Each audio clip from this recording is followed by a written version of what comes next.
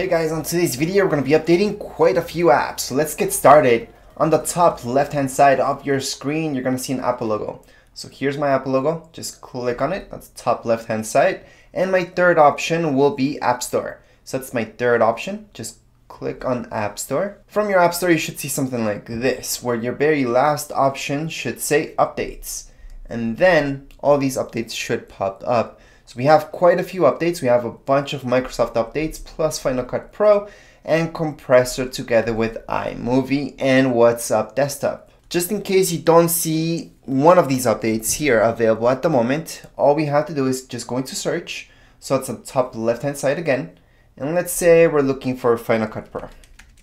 That's just an example. And we're just gonna select this, we're gonna search for it.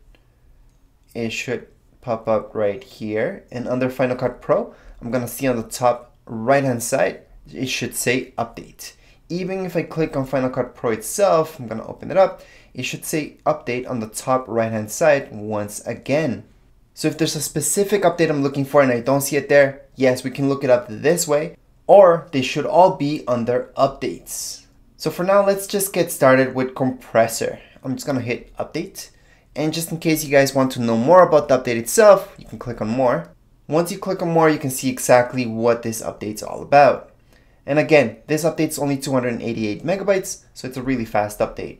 Right now we can see that the update's happening because this circle is filling up until it's all filled out, and then it's gonna disappear from here, and we're gonna see it down here under updated recently, and we can just click on open. So that's what happens when an update is done. And that's the same thing for every one of these updates. So we're going to go into Final Cut Pro, we're going to press on update, we're going to press on more just to see how big this is. And down here below we can see that this update is not that huge. It's only 2.9 gigs. How long will these updates take? Well, it depends on your internet speed. So my internet speed right now is okay, so that's why it's only taking a couple seconds to run these updates.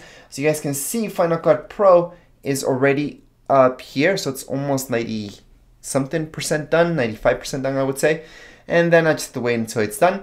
However, I can just keep updating all my other ones, so I'm just gonna hit update on every single one of these, so including iMovie and WhatsApp. So iMovie, once again, it's 10.1.15. it's a pretty small update, so if I click on more, I'm gonna see that's 2.1 gigs.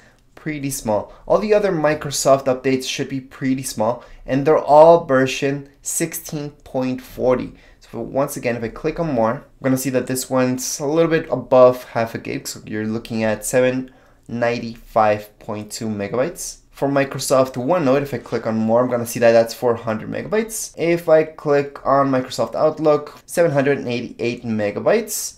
And then we have PowerPoint, where we have 714 megabytes.